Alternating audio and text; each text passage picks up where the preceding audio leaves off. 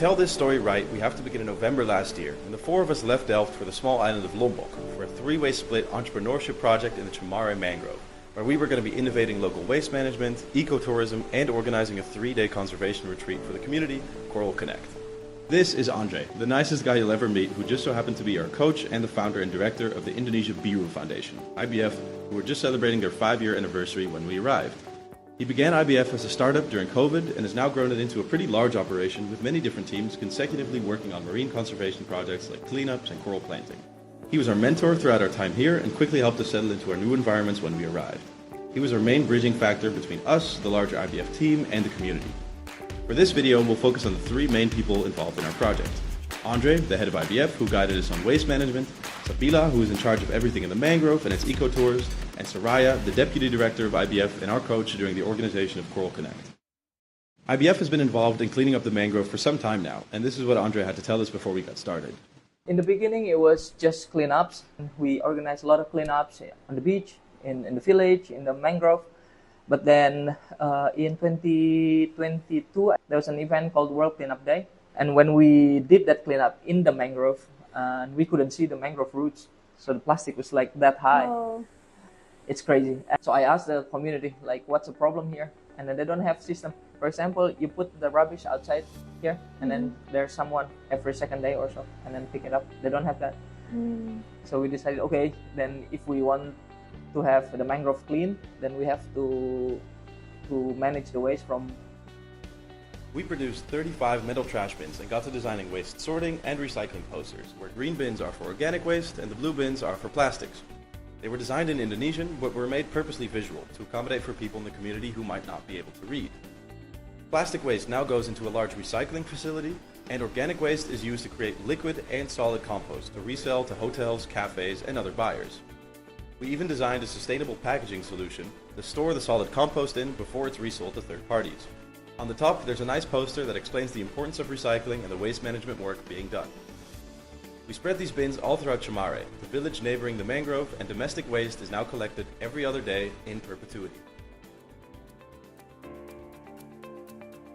Then it was time to meet Sabila, head of Chamare Eco Green and the mangrove eco tours.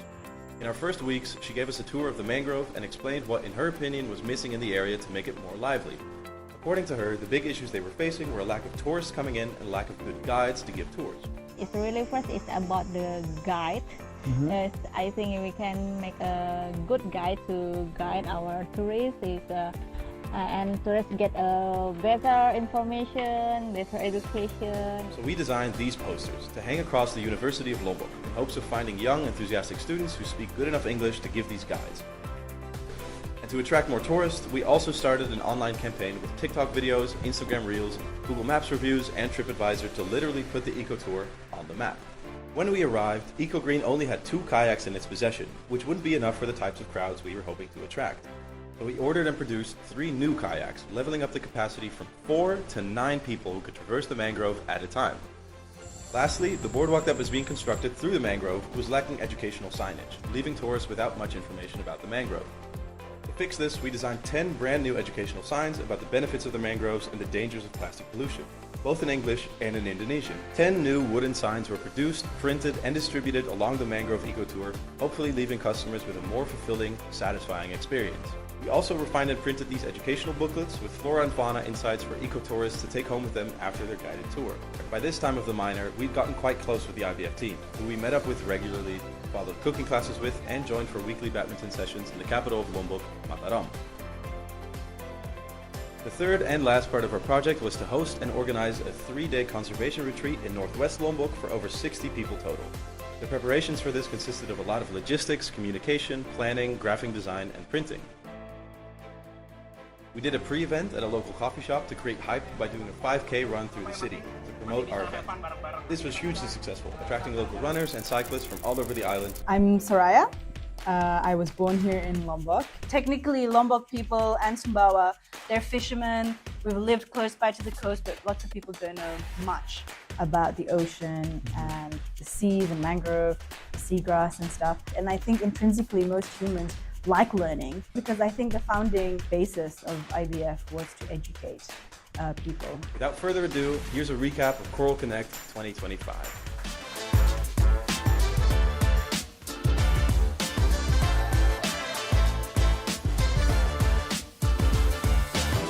Hello and welcome to day one of Coral Connect, where today we'll be kicking off with a group of school kids from the SD and Satu Madana coming over to learn about coral planting,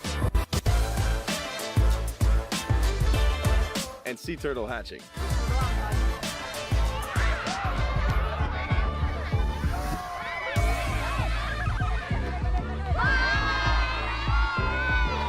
For our third edition of Coral Connect, we are thrilled to be hosted for the very first time by the Madana Bay Marina in northwest Lombok, a wide and big location that is very beautiful and allows us to have a main stage, a badminton court, slacklining, a swimming pool, our very own restaurant, and of course, a beach out front. In the afternoon, we have over 40 guests coming over to the MBM for our official opening ceremony, after which we'll kick off session 1.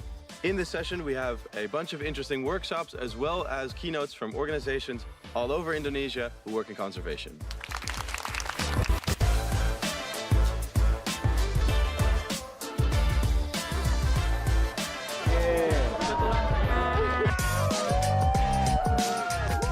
Coral Connect for me is an event, not an event, sorry, more of a retreat that is very much needed in this field where people are operating in silos often and they're working on their own projects, especially in the field, and things can get very difficult. So putting this event together at the end of the year, bringing all of us, we're focused on the same mission together, have fun, sing, and dance, and swim, and listen to each other speak, is the real way to build a community around marine protection. And I think it was really nice to get to see all these people connect, and during presentations people would speak up about how their projects are actually quite similar and that they needed each other for future collaborations. I think that was really great.